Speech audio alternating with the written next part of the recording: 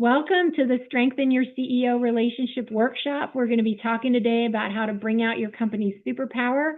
My name is Diane Menser. I spent my career in second in command, COO type roles. And when I decided to go out on my own, it was really to help people who are filling that seat be their absolute best that they can be and really bring out their inner superhero and understand some of these things that often aren't talked about in terms of the relationships. You know, you get a lot on the tactics or operating systems and things like that, but if you don't have the relationships and the understanding right, that everything, it's all connected. So today we're digging into strengthening the CEO-COO relationship because it is so powerful and it really influences everything that's going on in the company. So we're going to go through background, strategies, some scenarios, we'll have a Q&A, and then I'll do a little summary with some action items. So why does the CEO-COO relationship matter, right? You've got your own jobs, you know what to do, you're doing your thing, it's fine. But really, the way that you two work together, that influences everything throughout the company. And because you're looking at the world in different ways, you're like these polar opposites, you're looking at the world in different ways. When you guys come together and really are focused on addressing a problem for each from your unique angle and focused on your areas of expertise and your strengths, the solutions and the initiatives and everything that you create is going to be so much stronger because you're looking at it from those different angles. So, and in addition, when you two are visibly out of sync, that's when fractions tend to form within the company because employees will align with one of you. Somebody, might think what you're saying is best, that somebody else might like the way the CEO is approaching it. And then that ripples down and starts to form fractions, and then they start to look at their peers differently. And it's just a big mess that can really, really tear a company apart. I think we've all probably seen or been in companies where the culture is kind of toxic and people are siding with different leaders. It's never a fun place to be.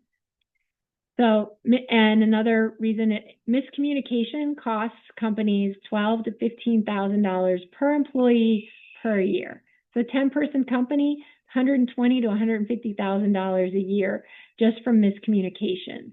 And when things are out of alignment at the top, people aren't always clear on who to go to for what, how you're running things. It's just that clarity and the opportunity for miscommunication, even just between the two of you, could easily be $24,000 to $30,000 a year, which that's already a lot. And companies tend to lose 20 to 30% of revenue to inefficiencies. So, and that again flows down from the top, that clarity and how you're working together and how you've defined how things are running. So your relationship, that relationship really is your superpower. You're these two forces that are coming together, polar opposites, so you're able to look at problems and challenges from all angles. You really need each other to succeed, right? If the CEO is having a lot of big ideas, all great stuff, who's going to execute? That's you. You're in charge of execution, making sure things happen, bringing those dreams to life.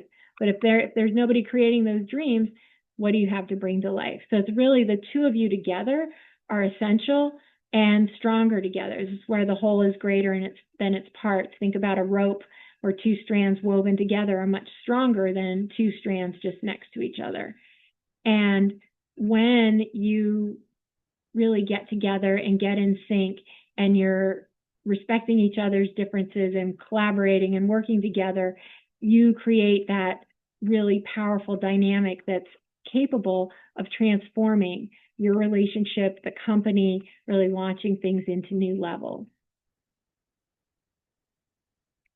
Which is exactly why it's so hard. You start to get into, there's challenges because you see the world differently. Now, this is generalities, but typically the CEO is that big picture person. They're having the vision, they're having the ideas. They may not be a total idea machine, but they've had to have a big enough of a vision to start the company. And the COO second in command person is usually that detail person who's much more focused on what does it take to get things done? How are we going to do this? How are we going to make this happen? So you're looking at the world from different places. Communication is there, then often different styles where, CEO might want things really fast, bullet points, high level.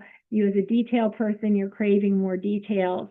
And if you think about you two as puzzle pieces, and actually it's even the whole leadership team is puzzle pieces, but you too, you're looking for where do you complement each other? How do you support each other and strengthen each other? And then if there's overlap, then there have to be some decisions made. Is this really in your sweet spot or their sweet spot? How is that going to be handled? So those things kind of come together as part of the challenges, like figuring this all out. And there's no set definition for the CEO and COO roles. So that makes it challenging as well, because you don't have like this, okay, here's my role, here's your role. It's all based on your individual strengths, especially starting with the CEO. Like, what are their strengths, and what are they willing to hand off? And then what stage of the company? If different stages of growth are going to require different things from the COO, like, are you in aggressive growth phase, or are you just growing gradually? Are you just coming out of that startup phase? And especially in smaller companies, there are going to be other leadership team gaps that are covered by the CEO and COO. And then how do you interact with those? How does that play into what your roles are? Who's owning what pieces of things? And when everybody's jumping in to help, that's where things tend to get muddy sometimes. Your role as that, your puzzle piece is also, like I said, shaped by your strengths. So what is your areas of specialization? What are you bringing to the table? How does that fit in with everything else? And the leadership team strengths, your strengths, company stage, CEO's strengths, and what they're willing to let go of. All that goes into defining what your role within the company is. And often those things aren't addressed. They're looking at the tactical pieces of it, and it's like, okay, you're going to come in to do this. But if you haven't considered some of these other things, it can make your role even more challenging. So digging into that role clarity is something we'll talk about a little bit later, but really understanding how you two are going to work together and who owns what really plays a big part in this. And so if you're in a company where maybe things are a little bit challenged, or you're even new to the role, or you're just wondering, like, why are you talking about strengthening this relationship with me? Shouldn't it be both of us, or shouldn't they be leading it? They're the business owner, which is true. They are the business owner, but somebody has to go first. We can only control ourselves. And as the COO, as that second in command, this impacts you way more than it impacts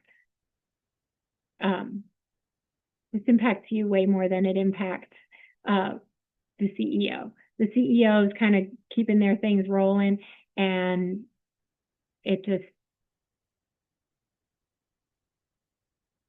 sorry, I lost it. The CEO is keeping their things rolling, and they're not dealing with it at the same day-to-day level that you are. So it falls to you. And the results benefit you too, because when you're able to capitalize on your differences, that's where both of you will be working in your sweet spot. Everything's running smoother. You're clear on what you're supposed to be doing, what you own, makes it easier for you to lead your portion of the company and really lead that execution, and then coming to them when it's appropriate and when things overlap. And all of that, being able to create that shared vision and that understanding of who's doing what, then that also flows into clarity for the company, because you flow that down, and the team understands who to go to for what. Everyone is looking at the same vision. You've got these goals for the company. And so when you're able to strengthen that relationship and be leading as that united front, then that makes a big difference. And so there are three things that you need to have for this. The first is an open mind.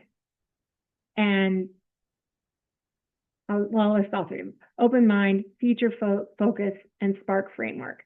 So that open mind, you have to be in a space where you're willing to try and look at things from their angle, see things differently, and realize that maybe how you're feeling about things or the way you're planning to approach it might not be the only way, or maybe even the best way, like a combination, bringing something that they're seeing into it. So really being willing to look at things differently, because your CEO is seeing the world differently. And part of strengthening your relationship with them is understanding that, and how do you tap into that understanding of where they're coming from, what are they seeing.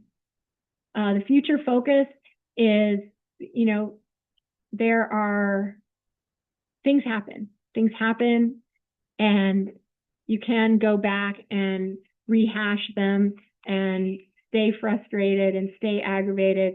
But if you've got that future focus and you're looking at, okay, this is where we are, how are we going to get there? When something happens that isn't ideal, okay, how do we move past that? And I know I didn't always do such a great job of this. There were times where I would get frustrated with my CEO and hold on to it longer than I really needed to.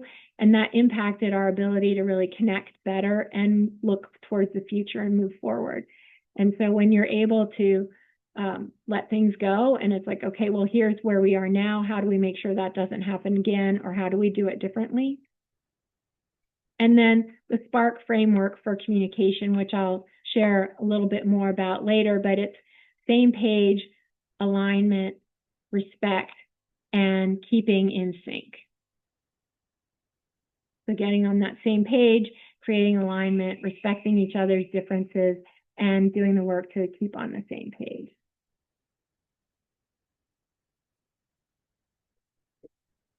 Or keep checking in, I'm sorry. And how do you become the dynamic duo?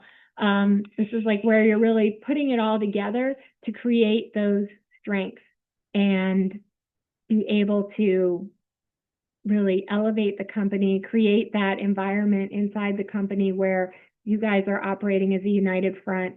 I know one of the things that, before I learned more about this and earlier in my career, was that having disagreements in staff meetings, it can be really damaging to kind of fall into that habit of working things out in front of everybody else. And you can get frustrated with where your CEO is coming from. They've got a lot of ideas. Because you see the world differently, things tend to happen. So a great way to start, like, increasing your appreciation of them, and if they're willing to do this to help increase their appreciation of you, you've got an awesome CEO, and lean into that. But one of the tools that we use is like a focus on the good checklist. So this was one of the things that was shared in the, not click. Great.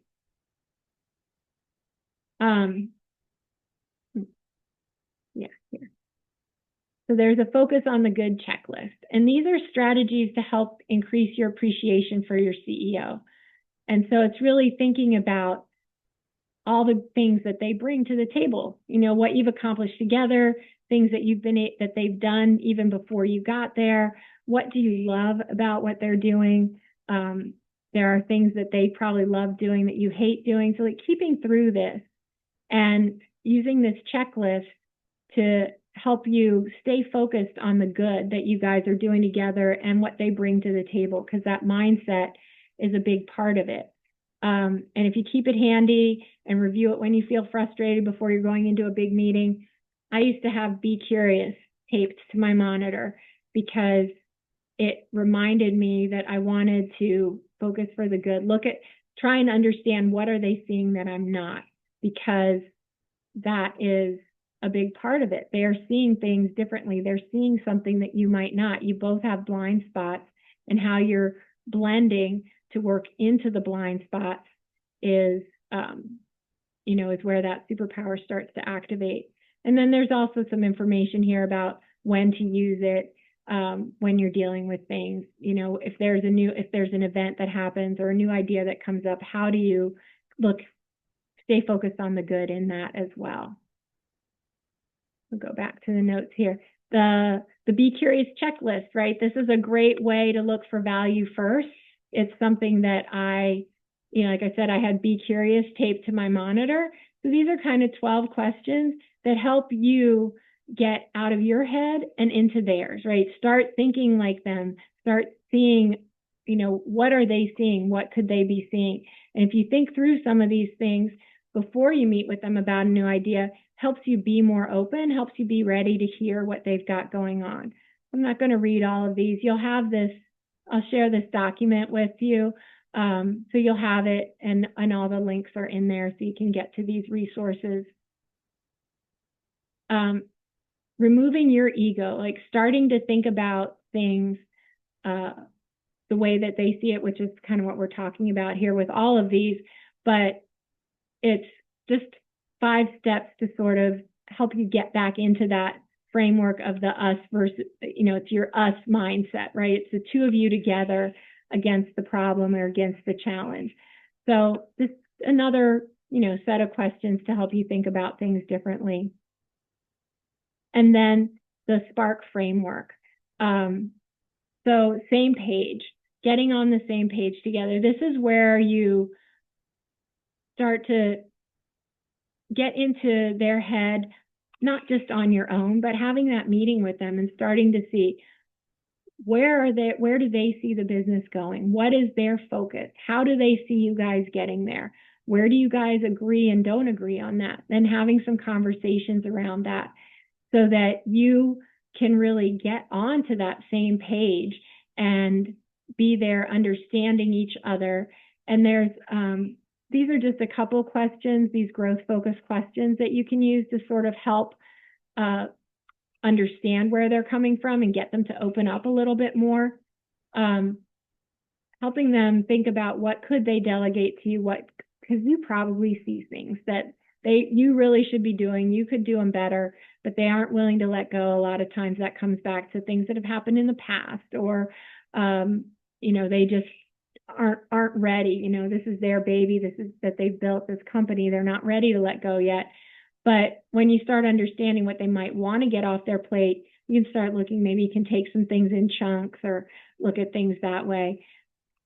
This second one, like, what's one thing you wish I would do or wish I would do differently? So often I've interviewed, close to 50 COOs and 24 or more CEOs just about their experience with this dynamic with their counterpart. And so often things go unsaid and you're actually talking past each other. One of the things is almost all of the CEOs said, my COO doesn't give me enough information. I feel like I don't know what's going on. And all the COOs felt like they gave plenty of information and weren't getting what they needed from the CEO, which all gets down to those like communication differences and not having the conversations. But so often things go unspoken. But when you open the door like this and make it okay for them to let you know, you're going to find out how you could make them happier.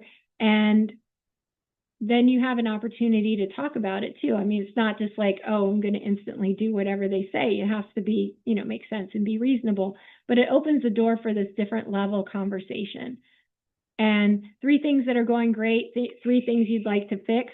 That can be about your relationship. It can be about your role. It can be about the company as a whole, however you choose to frame it. But that's another great conversation opener. Where do they want to be? Where do you want, the company to be? Digging into these questions, getting your CEO to open up in a different level and feel really heard and understood by you. That alone is going to strengthen your relationship when people feel heard and understood and have a chance to really share. And I know you guys are talking and working together, but this is like a different type, like a different level. And it's not just the straight up growth strategy, but it's really their vision for their life and the company, for the two of you working together. When you can dig into that, it's really going to help you be more effective in your role and understand how to be successful, right? We all want to know how to be successful, because then you can be. If it's a moving target, or you're not even sure what success looks like, or you think it's one thing one day and then the next day you think it's something else, that's not a fun place to be. And I know a lot of us wind up there. Then in terms of the alignment, developing an us versus them mindset, or I mean, developing an us mindset instead of having your individual ones. Like, it's the two of you against the problem. So it's understanding, getting back to what we talked about a little bit before, but these are just some prompts to help you think that way and be focused on it. So it's really so that you can co-create together better, and helping when you start engaging this way with your CEO, it's going to open them up to engage with you differently, because they're going to see that you're looking for a different type of conversation. You're taking your approach to problems and solutions to the next level. And so all of this is kind of coming together in developing that us mindset. Respect is a really key word here for your relationship. And because you guys are so different, and we often gravitate towards people who are like us, which is great. You know, it's always great to look. It's like, oh, like-minded, we look the same, but you don't see as much because you're looking at things the same way. And so you really are looking at things differently, and respecting that, valuing. A big one is trusting in good intentions. If somebody doesn't have good intentions, you'll find that out. But when you approach your CEO and really anybody on your team, assuming that they have good intentions, you're going to be ahead of the game.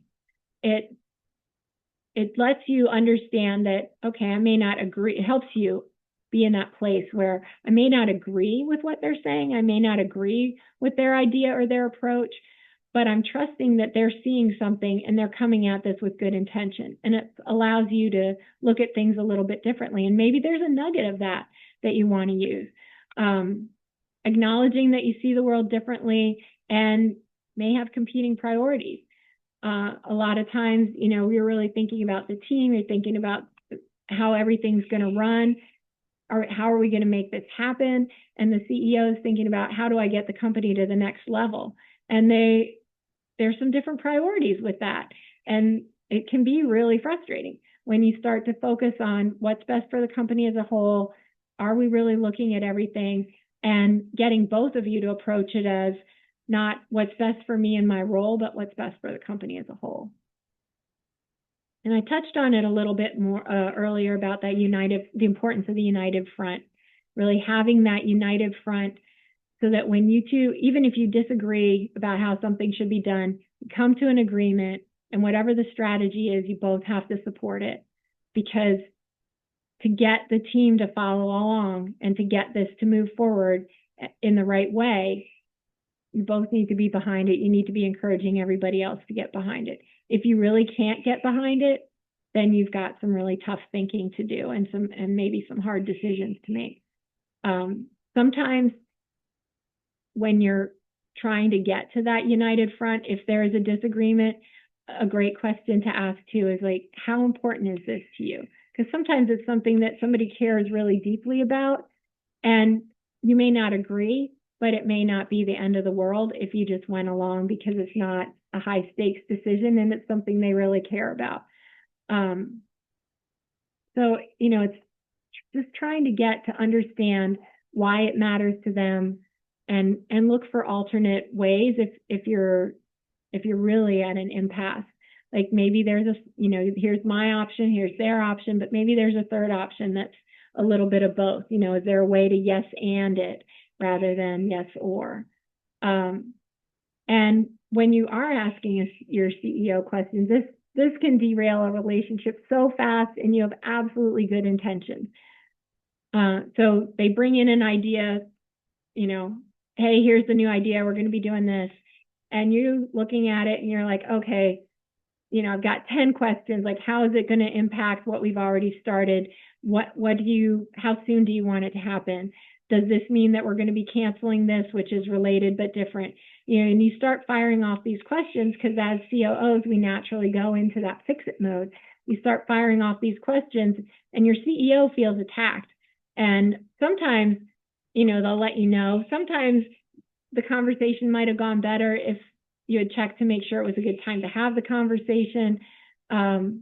But framing those questions and making sure it's a good time and helping them understand that you're interested in the idea, you're interested in helping them make it the best possible execution of it, or you're interested in fully understanding it so you can see how it impacts other things so the two of you together can decide if it's one that you're going to pursue. Acknowledging the value of the idea, the fact that they had the idea, and being truly curious. When you frame your questions that way, hey, I'd really love to understand more about this so I can think about how we're going to implement it. Is now a good time for me to ask you some questions? Or I can tell this is really important to you, and I know you've got a lot more in your head that I haven't heard yet, and that would really help me understand this. When would be a good time for us to talk? And you can share more. When they really sense that you have a genuine interest in learning more and fully understanding it, they're much more receptive to answering the questions. And you, like I said, I made this mistake a lot. And most of the time I had good intentions. Sure, there were some times where I probably was just trying to shoot it down, but we really do need to fully consider before acting on it. And when we show that we put some thought into it and given a little bit of time, it comes across much better. And another thing related to CEO ideas, and I dig into this a little bit more in day 3 of the course, and I'll be talking about it in my content pretty soon, is that idea of finding out, filtering their ideas. Is this an important idea? Is this a maybe someday? Is this put it on the list? I just don't want to forget about it. My CEO used to deliver all of those with the same level of enthusiasm. And I found out because one day I stopped everything, jumped on this idea that she had just landed. And it was like, oh, okay, got it. We're doing this. And later I came back to her with results and she's like, okay, yeah, but what about this? I'm like, well, I thought we were, she's like, no, that was just to put it on the list. I want to talk about it at some point. And they don't usually share that information off the bat. When I work with CEOs, I talk to them about the value of letting their detail people know, like kind of where their head is when they're sharing an idea. But you can get that information too. And since it really is important to you, it's good to have. Keep checking in. So this is like just having those meetings to stay in sync, where it's not we're having a meeting to talk about this challenge, or we're having a meeting to talk about this employee, or we're having a meeting to talk about what happened yesterday. It's really where is their head? What are they thinking? What are they seeing on the horizon? And you getting to do the same and share and let them know what you see coming up, what you're thinking about. And sometimes those conversations are easy. Sometimes they get a little heated. So I did put together 5 tips to help de-escalate some heated conversations, with some different, pausing for thought, where you're giving each of you a little bit of time to think and come back to it. And I added some follow-up questions that weren't in the, kind of original thing. Compass, like checking in on direction when you want to make sure that you guys are still on the same page, and put some follow-up questions in here. Xanax, this is like, okay, we need to chill a little bit here. So, taking 5 to come back to it, just thinking about how you're facilitating these conversations. Yes, you're a participant, but if you're facilitating the conversations and kind of tuning in to how your CEO is feeling and what's going on, so that you can adjust and make sure it's a positive, productive conversation for both. Sort of asking, like, what would success look like to you? Like, kind of coming back to that when you've been going around in circles, like, okay, let's dig deeper here. Let's take a breath. Let's step back and look at it. And this clarifying questions, restating what they said is always great. That helps you, sort of come across, make sure you're getting what they're saying. This "and what else" question is amazing. It's from the book, The Coaching Habit, and it helps you go deeper and make sure that you're really getting to the whole root of the conversation, the root of the problem, helping draw out more information, because a lot of times what comes out first isn't always the full story. And then a rain check, when it's really like you're really feeling like you can't get anywhere, don't risk damaging the relationship. Say, hey, let's just table this for a little while, think about it, and let's come back to it. Because most of the time, an extra day or a few extra hours isn't going to be the end of the world. And it's worth protecting your relationship. I think that's a really important point, is that your relationship is really valuable, and it's worth protecting. Being right in the moment, it's kind of like that winning the battle or winning the war. Even though I don't really like to think of the relationship as battles and wars, but you're playing a long game here, right? This is for long-term success with the two of you.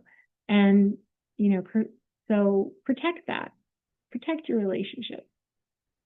And when you come back to it, kind of start with what you do agree on and work out from there. When you hit into things, then deal with them. I actually had a session with a CEO and a COO who were a joint session, coaching session with them. And they were both trying to figure out paths around a workaround, because they each thought that the other didn't want to do the logical thing. And we got on this call, and it sort of even came up as like a little side thing. And they were like, wait, you're okay with us doing it that way? And she was like, yeah, that's how I want to do it. And the other person like, well, that's how I want to do it. And they were like, I didn't think you wanted to do it that way, because they've been talking past each other and actually were in complete agreement with how to handle the situation and just didn't even realize it. So highlights the fact that you sometimes speak different languages. So they're really these 4 steps to help you strengthen your relationships, and that's increasing your appreciation for each other. So really reminding yourself of what they've done. Keep that list of all the great things they do, or why you really appreciate them, what they do that you hate doing, how they're moving the company forward. Looking for the value first. Like, what are they seeing that I might be missing? Really thinking through, how does that come into play? And how are you going to adjust your thinking based on seeing what they're thinking, right? Really looking for that. Is there a third solution, or is there a way to merge our solutions? And I know I'm talking a lot about this, like as if you guys are coming at it from completely different angles, which won't always be the case, but those are the hardest situations to handle when you're trying to strengthen your relationship. A lot of times you're pretty close to an alignment, and it's just some little tweaks in how are you looking at things. But the more you can understand where they're coming from and how they see the world and what their vision is, this makes it easier for you in your role. Removing your ego. Yeah, this is something that I have to own up to too, because we see the world a certain way. We know things will work. It's like, no, this is the way. And you could be 100% right, but when you open yourself up to considering other options, people are more likely to go with your option once you've proven that it is really the best way to go. And so being open to those conversations and being willing to take a look at things differently rather than just digging in your heels and saying, nope, this is it, it's gonna increase your knowledge and awareness, but it also earns you relationship points, right? Because you're willing to look at what the other person is bringing to the table. You're willing to say, hey, I don't know everything. Let's dig into this and figure it out. And then that spark framework for keeping your relationship strong, getting on the same page, creating that alignment of you two against the problem, how you're looking at things, or even just you two together leading the company, creating that united front, really respecting each other's differences and gifts and what you each bring to the table, and keep checking in. That one is so easy to let slide because it doesn't feel like it's urgent or important. but it really is. Because when you two are on the same page, working together, get in sync like that, everything else gets better, and it's so easy to let it slip away.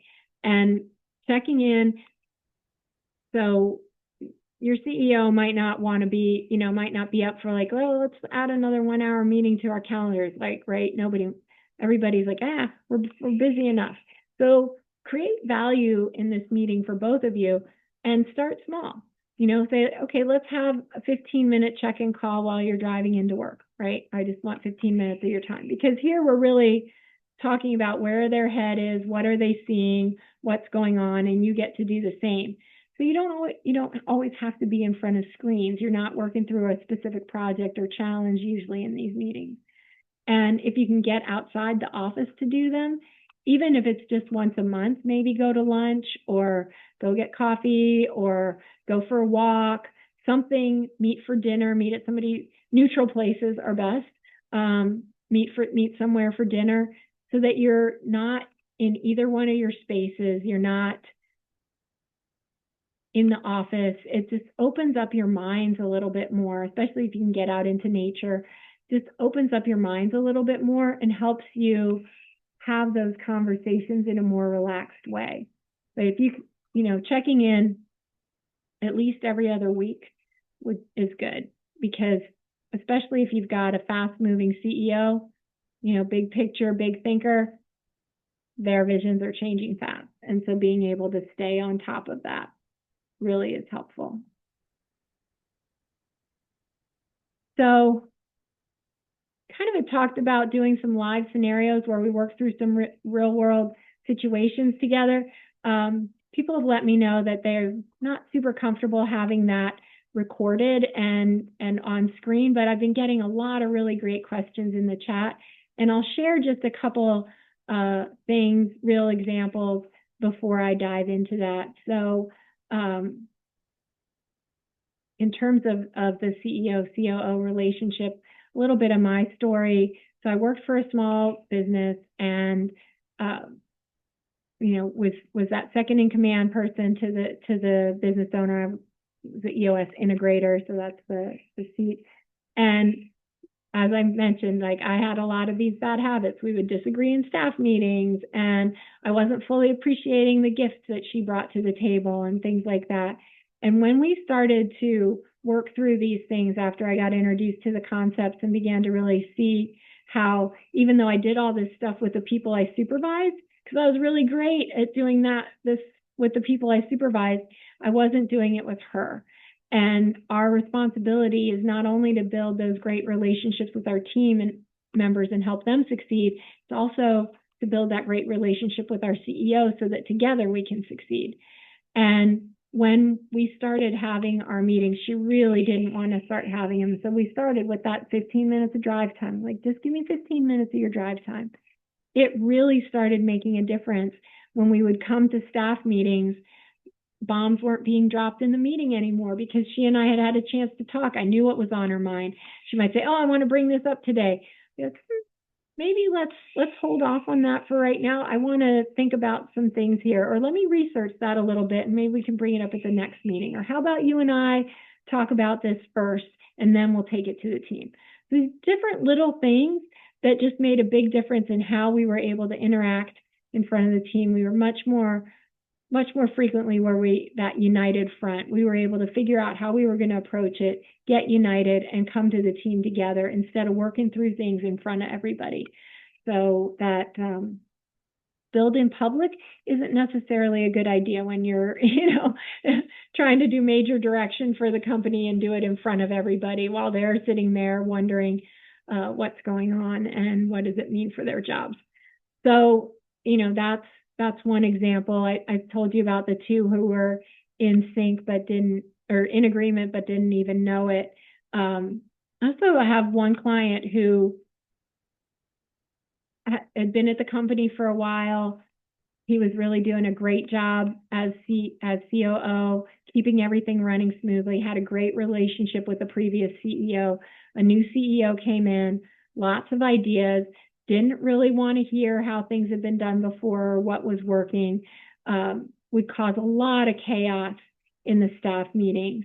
And he had to figure out how to build that bridge and how to get them in sync so that they could move the company forward together. And part of that was figuring out how did that CEO want to get information? Because what he was providing to this new CEO, which had worked great with the previous CEO, wasn't working. And things would get really disruptive in staff meetings. They were asking staff for things that were taking them off projects to be able to put stuff together. So it was really a conversation about what do you need to know to feel comfortable, like everything is running smoothly, and how do you want to have that information? And they had that conversation, and it made, within a week or two, it made a huge difference for the level of stress associated around staff meetings. It allowed them to begin moving forward more smoothly. And really, it was, starting to build that relationship. But so sometimes that, those kinds of situations happen where it's something new or something different. And it's really saying, okay, what do you need to know? What do you need to know around this project or around this initiative or with this person? What do you need to know, and how do you need to get it? As COOs, probably me talking here today too, as COOs, we provide a lot of detail. We love the detail. We want to talk, and we want to talk through it sequentially. They don't always want that, it's like, no, I need to know what's the topic. What do you need from me? What are the key points? And then they'll have questions, and you're prepared to answer them because you've got all the details. But really approaching it differently so that they are able to get you what you need and you're getting them what they need. So those are a couple of the scenarios. So I'm going to jump to questions here. I'm not going to get into this today because I've got so many great questions coming in the chat. But the 7 most asked CEO relationship questions with answers, there's a link to that document in here, which you'll get with the recording when you get the recording of the workshop. Let me go back here, and wow, there's a lot. Okay, let me see what we've got here.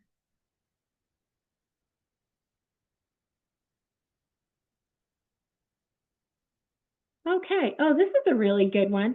So back to the beginning where I was talking about the costs of miscommunications and inefficiencies.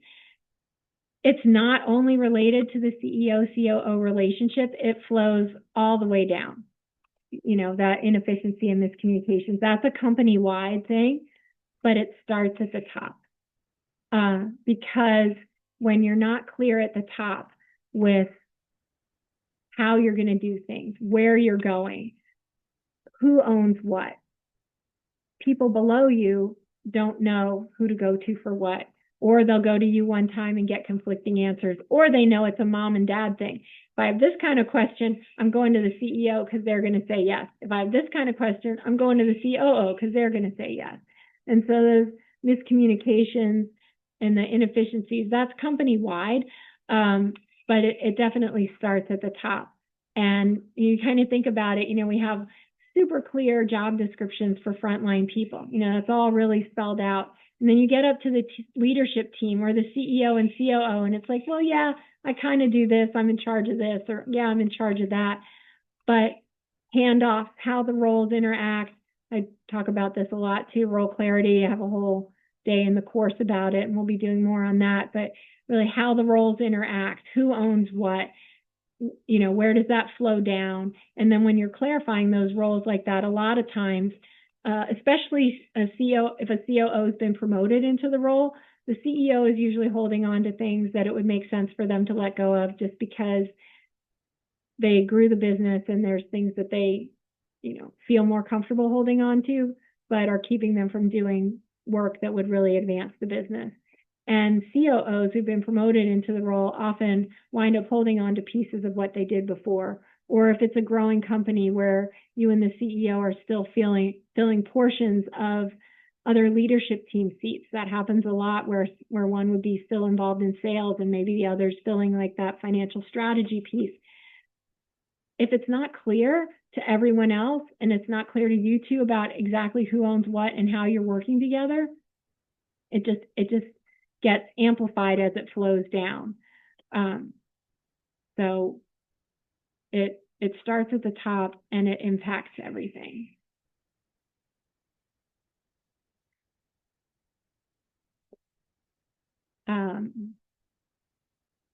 Let's see. Oh, here's a good one that's kind of related to that being in sync. How do I use this if I feel very strongly about a point that is in direct conflict with the CEO's point of view? And that's going to happen.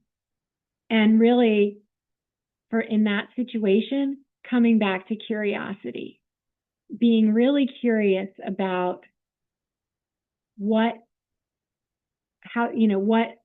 do I own, or what do I own? What are they seeing that I'm not, right? Being really curious about what do they see that you're not?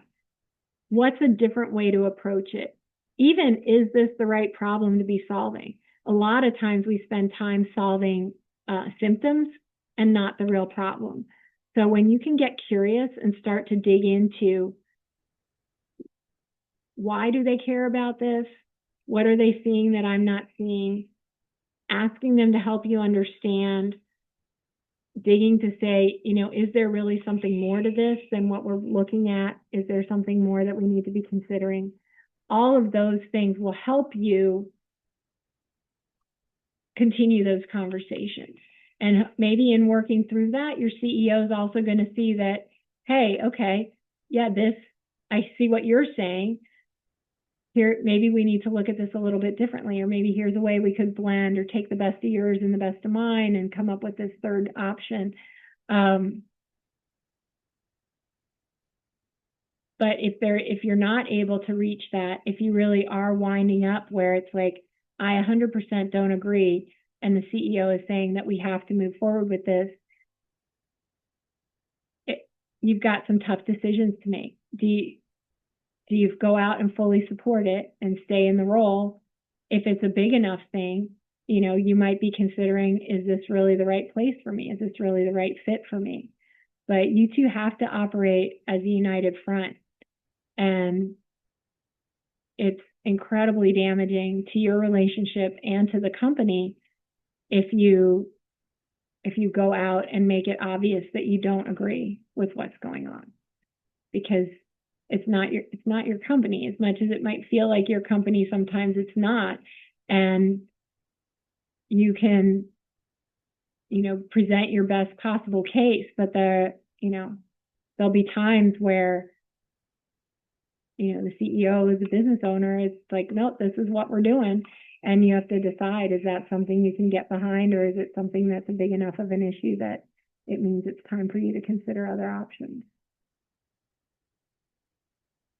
And you can go ahead and let me know too in the chat if I answered your questions completely, or if there's anything else you want me to add.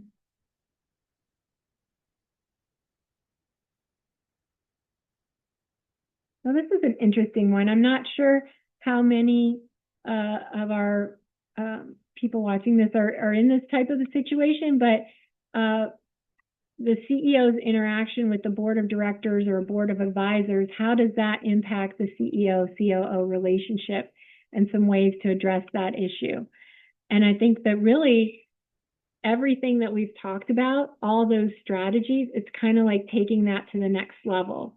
So thinking about, how do we make the board happy? How do we make the board of directors or advisors happy? What do they need from the CEO? How do I make the CEO look great to them?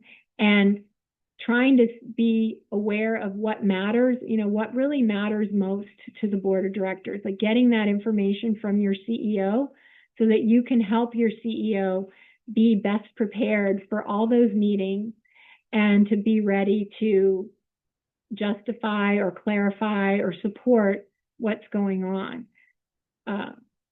And there are definitely like some competing priorities there where, the focus is really on profit, and you and the CEO are really focused also on creating that harmony in the office and making sure that it's a good culture and it's a great place to work and your people have good benefits. There's value in that, and there is data out there that shows how providing good benefits, paying people well, having that culture, it significantly reduces turnover, which is a big cost. It costs 1.5 to 2 times somebody's salary to replace them. And plus you've got missed opportunities and other costs associated with that. So it's thinking about what matters to them and what would they need to know to be able to support what we're doing or what we want to do. And the more you can help your CEO be prepared for those meetings, have that information, and be proactive about it. And all these strategies apply to how you're thinking about what they might need. Okay.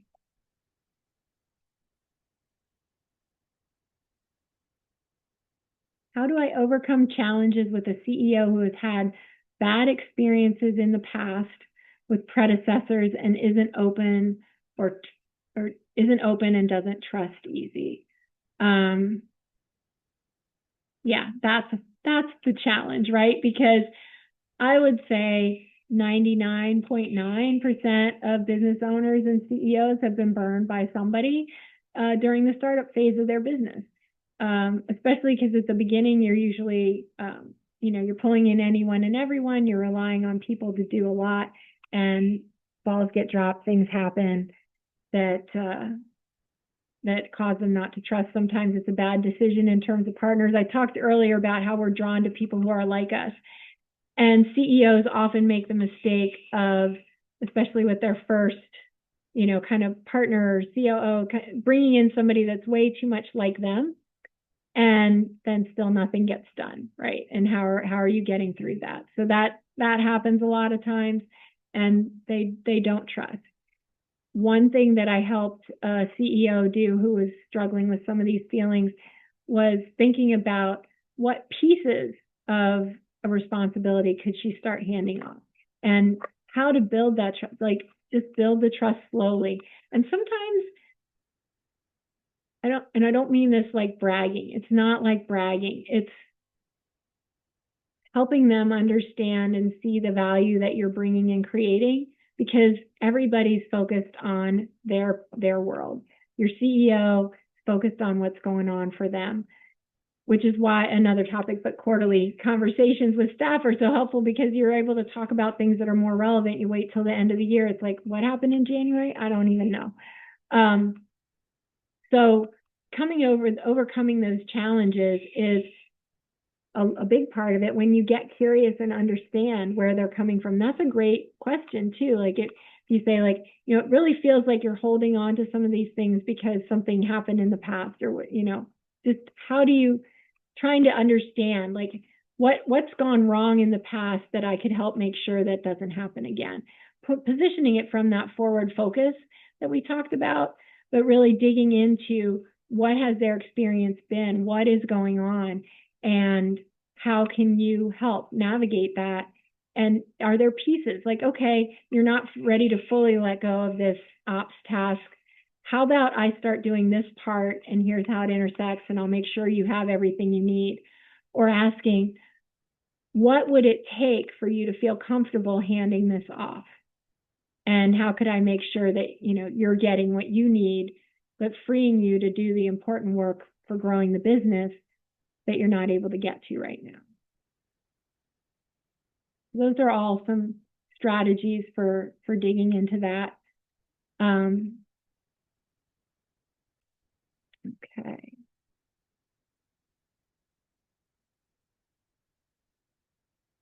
Yeah, this is a fantastic one. I touched on it like in those growth stages where you're doing more than just your CEO and COO roles, which happens so much in growing companies and smaller companies.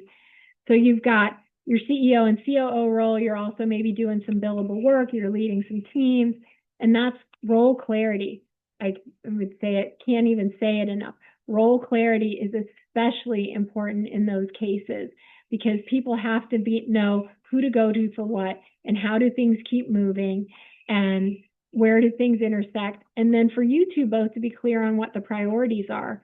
And if this is anybody else on the leadership team, them as well, to be really clear on what the priorities are, because often we're focused on what are the priorities for me or my role or the piece that I'm doing, but there's also what are the company as a whole. So what really are the biggest priorities? And you and the CEO need to be on sync on that. Otherwise, you can be focusing on what you think is the biggest priority, and then they come back to you, they're like, I need this, why don't you have it? This is the priority. It's like, well, the way I was looking at it, and this gets back to you two seeing the world differently. So just being super clear on who owns what are the priorities, how your roles intersect, where the handoffs are. If you're sharing a role, who has the approval authority for different things so that team members know who to go to for what. You just really want everything to be able to flow as smooth as possible. And what I've found in doing role clarity work, when I do the role clarity advantage program with people, leadership teams or CEO, COO duos, they find that their processes start running smoother just by clarifying the roles and the handoffs and the priorities.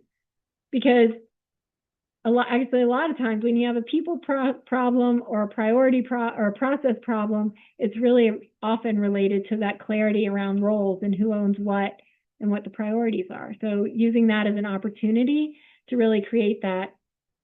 It also lets you look at, when you start thinking strategically about how you're going to grow the company, when you get those individual roles clarified and then who's filling them, it allows you to see how you want to expand as you start growing, so that you're ready for it, and and you can be proactive, and it's not like, oh great, we got a new contract, we've got all this new stuff, how are we going to handle this? You've already thought it out a little bit by looking at, I'm sneaking role clarity work in here on you guys. Okay, we answered that one. What else have we got here?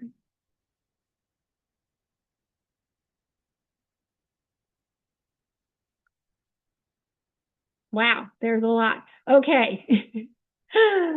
Oh, this is a great one.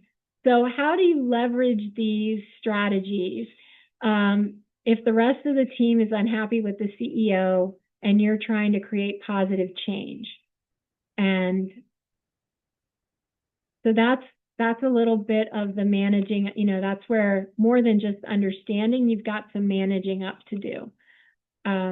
And that's a very sensitive topic. I would approach it with great caution as you think through it. Make sure that you've really got a clear picture and you are clear on where you stand with it all before going and bringing the CEO in on it. So the rest of the team is unhappy and you're trying to make change. So if you've been there a while, you might know why, you might get it.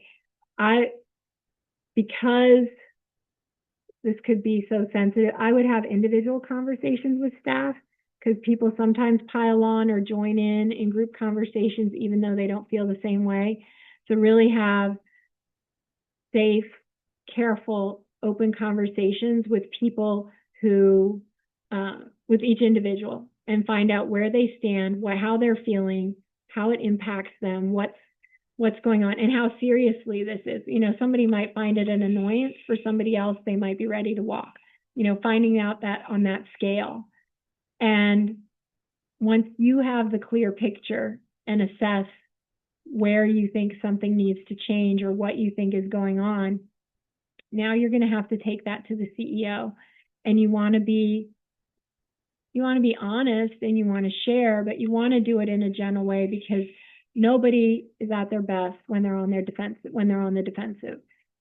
You do not want to put them on the defensive. So trying to start the conversation in a way to maybe even see if they've even noticed some of the tension that's going on, maybe get their thoughts on what's going on with the team. Try and figure out, what are they seeing? What are they thinking? If it's an action they took or a policy, trying to figure out what's behind it, what is going on, and then starting to share without putting any of the employees at risk, is trying to gently start to unpack what's going on and what might be a way to change it and kind of bring it back to good. It is a delicate situation, and you don't want to put the staff at risk. And so even if it's something that you're comfortable owning and saying, I'm seeing this and I'm feeling like it could have this impact, that's just a really tricky one. And I would say handle it very carefully. Get input from people individually so you understand where they're each coming from individually. Talk about it with somebody outside the company who is in a similar situation. Ideally, you're in a peer group with peers that you can bring this to so you can find out what they've done and how it's worked for them, role play it, but it's not something to do lightly.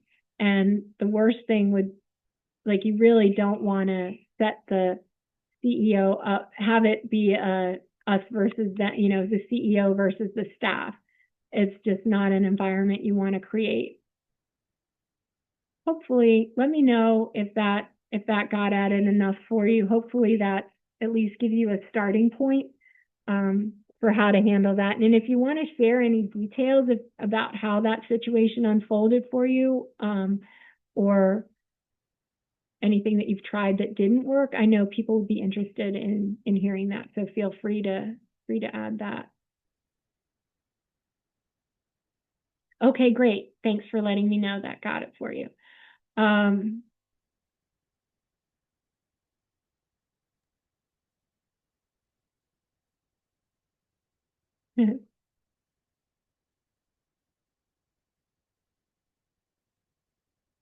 This is interesting.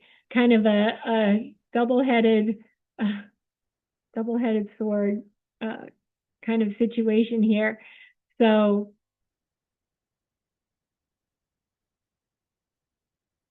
I've been talking about how to deal with a CEO who is really interested in the company succeeding and bringing it, but how do you deal with a CEO who's disconnected and doesn't want to be part of it and really isn't checking in and isn't invested in their relationship and how things are going? And then the other side of that, how do you deal with a CEO who suddenly gets really interested in doing your job, right? And getting down into the weeds. Maybe they're thinking about selling and all of a sudden they want to be involved in everything to make sure it goes well, and they may not even tell you they're thinking about selling or something like that. So that's really, really interesting. So let's start with a CEO who really isn't invested and who's kind of checked out. Again, role clarity plays a big part, but having that conversation with them about what do they want to do?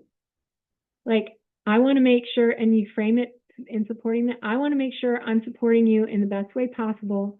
What do you want to be kept in the loop on? What is it okay for me to just run with?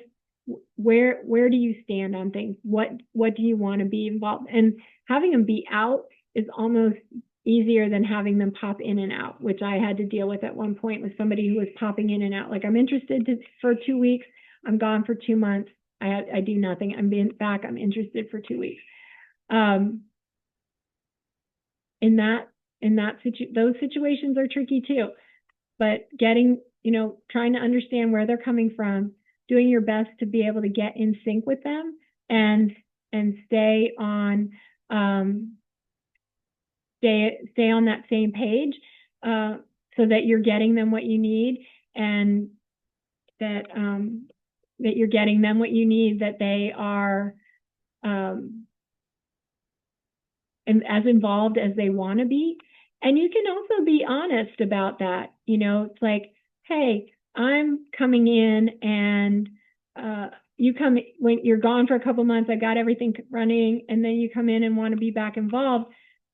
Sometimes the guidance that you're giving staff isn't in sync with what happened while you were away. So how are we going to handle that? And approach it as an us, right? How are we going to handle that?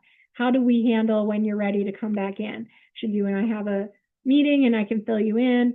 Or, could we keep the team stuff going through me? You can bring stuff through me, and we'll filter it that way so we make sure that we're providing consistent information to the team. I just need another sip here. So all of that kind of gets into that it's really about finding that balance and understanding where they're coming from. When they all of a sudden jump back in, okay, what's going on that makes them not comfortable with the way things were going? And so that's another conversation. Hey, I noticed you're super interested in all the day-to-day again. Really want to understand what's going on. Like, what do you need from me that you're not getting? Is there something happening that I should be aware of? How are we going to handle this? Do we need to revisit our roles? I want to make sure we're providing that consistent guidance to the staff, and we're keeping that you and I are staying on the same page. Let's have a meeting. And if you're staying on the same page, if you keep checking in and you're having those meetings to stay in sync, hopefully these surprises wouldn't come up. They might let you know, be like, hey, I'm really feeling like too disconnected from the company, and I really want to get back in some more. How can we weave me back in so I'm feeling more connected to what's happening day to day?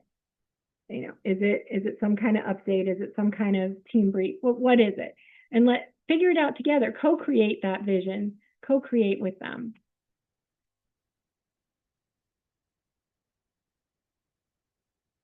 And I think we talked a little bit about the CEOs that's coming in and getting a little bit too deep in the day-to-day, really getting back to that role clarity and defining who's doing what and how things are going to work, so that you're able to provide that consistent information, so that you're able to make sure they're getting what they need from you. All of that kind of ties back into that. And I did touch on what you can do outside of work to build your relationship and build the trust. It kind of depends on who you are as people, what you enjoy, but this is kind of a cool thing, like walking, especially outside in nature, because that stimulates your senses, but walking stimulates cross-brain thinking. And that's why you often have a lot of great ideas when you're out for a walk. Because of how you're moving your arms and legs, it stimulates cross-brain thinking. So if you guys have an opportunity to get out and go for a walk, walk around the lake or walk around the business park, whatever, if there's an opportunity for that, that's a great way to get outside and do something. Find out, do you have hobbies, things that you like to do? Like axe throwing is a new thing, bowling, just something where you can have those conversations. Dinner, neutral places are really great ways, because for having those, like, keeping in sync, those checking in conversations. But getting to know each other and building that trust as people, having each other over for dinner, part of it depends on what you guys are comfortable with doing and like who you are as people and what you like. But there is value in building that relationship outside of the office and being able to get out and do that. Let me check in here, see what it's going.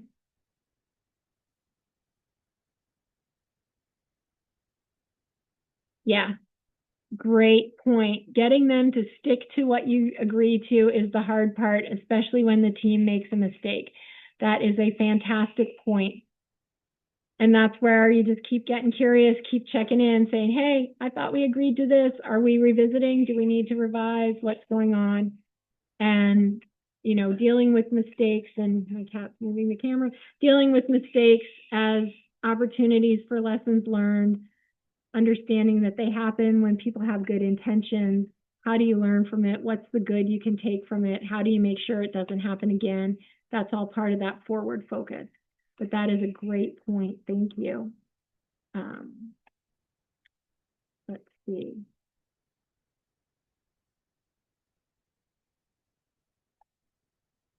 What are the 3 biggest things CEOs want to know when you're communicating with them? I think part of that depends on what kind of conversation you're having in terms of details, but really it's, what are we talking about? What do you need from me? Is that I just want you to fill you in. I need you to make a decision. I want your opinion. So what are we talking about? What do you need from me? And what are the key points? And really starting with that and then building from there. But CEOs They want the important information up front. They want to know what matters to them, and they want to know what you're expecting them to do.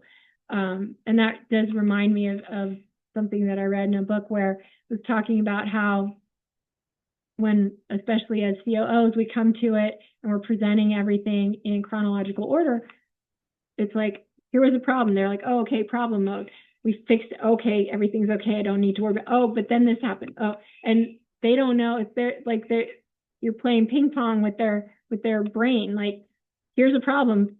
They think you're going to want some insight. Nope, we solved that problem, but then this happened. And I realized too, that is how often conversations would get sidetracked because I wasn't really clear, and I start sharing things that it's like I'm just giving you some background information, but they'll have questions and pick up on it. And before you know it, a conversation I wanted to take this way is all the way over here because I didn't set the frame and set the direction for it. So that's a great point.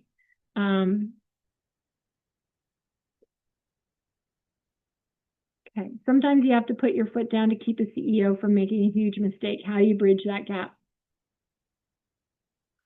That's a great one too. And some of it will be based on your relationship. Once you've been with your CEO for a while, you might have the kind of relationship where you can just say, hey, I know you think this is a great idea. Here's what's going to happen. It's a mistake. You can say that to them just straight up. If your relationship's at that point, you've built it and you've created this strength and this trust. But like I said earlier, people don't like to be put on the defensive. And so coming at it with curiosity first, like say, interesting, I want to why are you thinking this? Or help me understand. Why is a trigger word. Help me understand your thoughts behind this, right? Because as a kid, why are you doing that? People don't like that. So like, help me understand your thoughts behind this, or help me understand this approach a little bit better. I want to make sure I'm seeing what you're seeing. And when you've given them that opportunity and you've shown interest in the idea and you've had that curiosity, then when you come at it and say, okay, I hear what you're saying. Here's some things to consider because this happens, big mistake. So how you approach it, but you are also an expert. I know a lot of here I'm talking about how do we partner with the CEO and get in sync with them.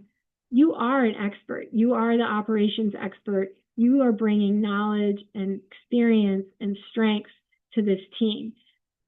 And I hope that you understand that should be shared. Is how you share it in a way that they can hear you better. And that's what all the focus of this has been about. So when you're in that situation where you got to say, hey man, this is going to be bad, showing that you really understand their idea, presenting the information, having the backup for why it's going to be bad, all of that helps with that conversation and helping them understand that you are coming at it with the company's best interest at heart, or sometimes even their best interest at heart. And you can, use that example too. Like, we all have blind spots. I want to help you see into this one. Here's what I'm seeing. Here's what I'm seeing the outcome of this decision would be, or the outcome of this action would be. And here's how I'm seeing that it would negatively impact the company. You could even share that after you shared that and say, what do you think I'm missing in my way I'm looking at it? And it just presents the opportunities for those deeper conversations.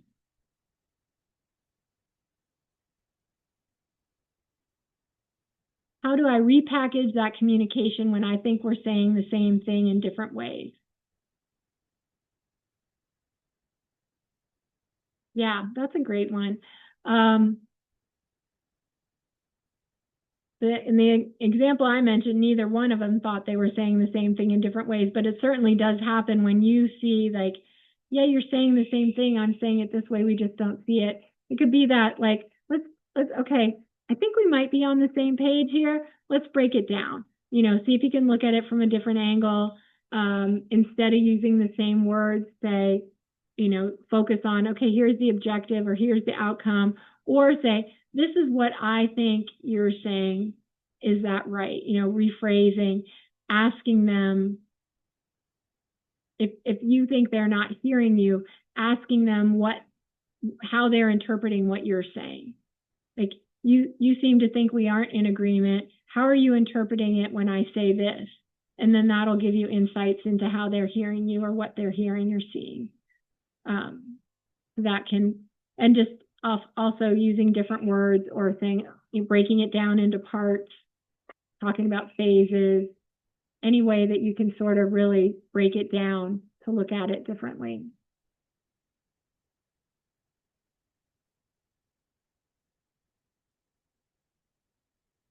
Okay. Let's see, I got that one. That's pretty similar to one we already talked about. How do I overcome these challenges if other C-suite members are favorites and they bring it into the conversation? Yeah, and that can happen. There's a couple things associated with that. So first, I would make sure, are they really favorites? Sometimes they are. Sometimes it can just appear that way to you. Maybe things are being handled differently than they were before. Maybe, you just kind of don't know what's going on. So trying to get clear on the situation from the CEO without being, judgy, but just kind of understanding. Oh, I've noticed that so-and-so, or you're mentioning this, you're mentioning things that they've said a lot recently. Is there something I'm missing? Are they stepping into a new role? What are just trying to get at it? Sometimes people just, I don't know. That one's tricky.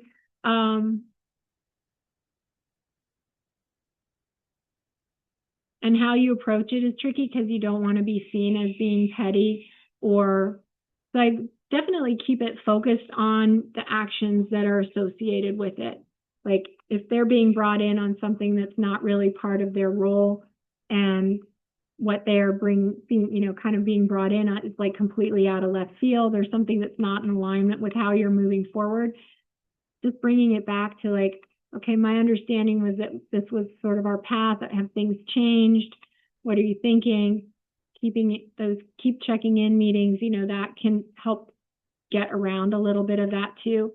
If you really do feel like you're falling out of favor, thinking about ways that you build that trust and highlight the connection and make sure that they're staying informed. So it's back to that checking in, like, how can I make sure that I'm best supporting you? Is there anything that's going on that you want to talk about? Where do you see things going?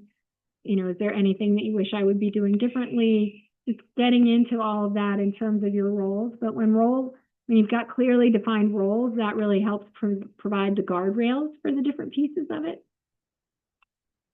So,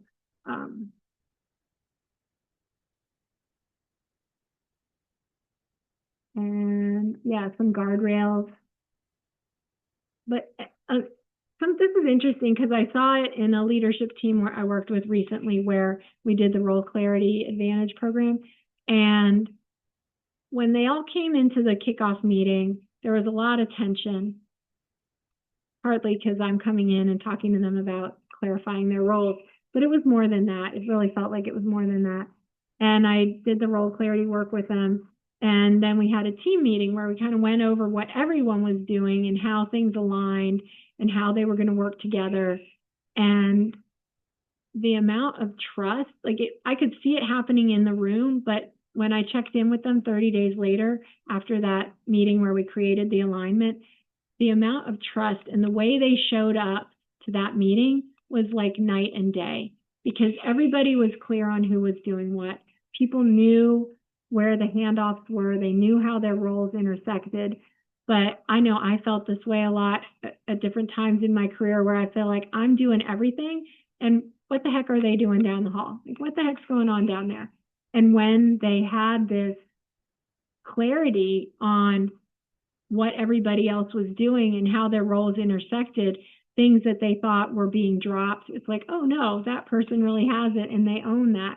And if there were opportunities where somebody was seeing something with a role, there was an opportunity to discuss it and talk about, do we need to make a tweak in this process, or how are we intersecting, or when is the handoff? So those kinds of things came up and became much more much easier to discuss because they had a framework to discuss them. How frequently should the CEO, COO be meeting? I say weekly, at least brief meetings weekly, because things happen fast. Things move fast. You're at the top. You're keeping things going. They don't have to be long meetings. They don't have to all be the same length. I mean, it could be that you've got 15, 20-minute check-in calls 2 weeks, and you've got a half hour one week, and you've got an hour another week.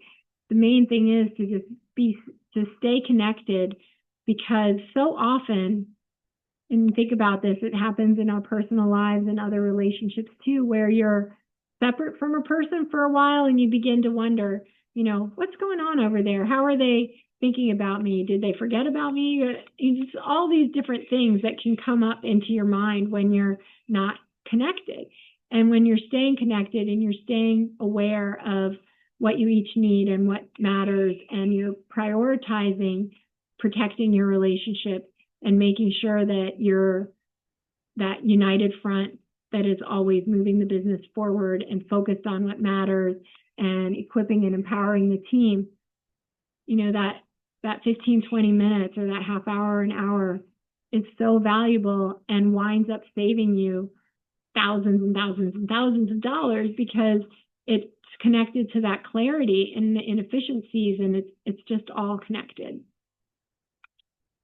So let me look through here and make sure I got all the questions. I believe I did. Thanks, that's good to know. Thank you.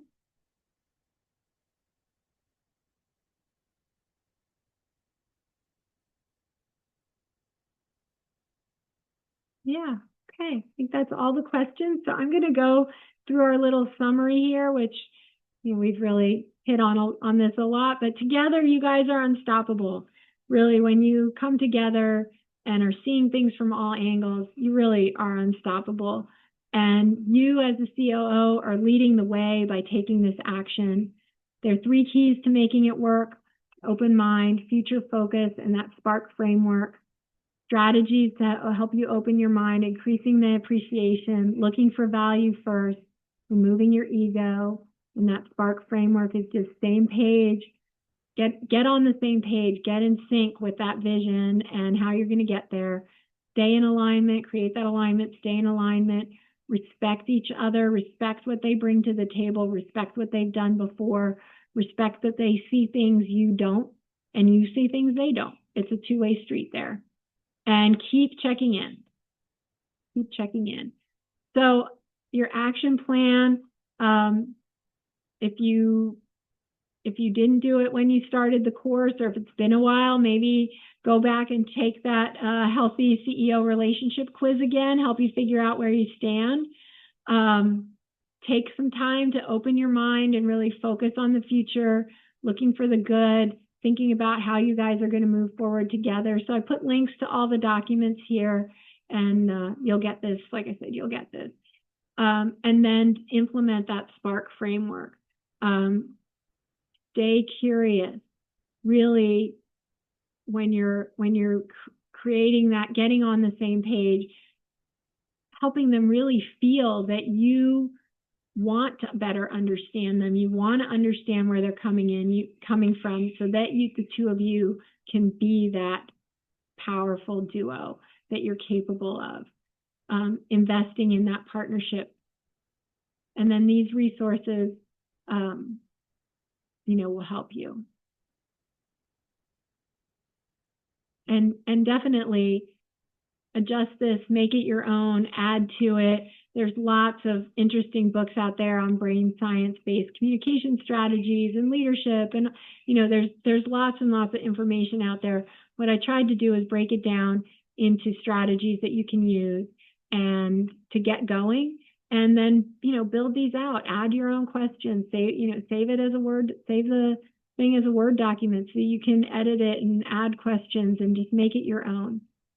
And then I promised you another bonus, which is the top talent retainer. And there's a link to this here. It's basically 3 steps to reduce staff turnover. And it gets into one of my favorite other things, which is role clarity, as you all know by now. And some of the things that you'll see that are very similar here, checking in, whether you're managing up or down, really being in sync, checking in, really helps you strengthen those relationships is super important.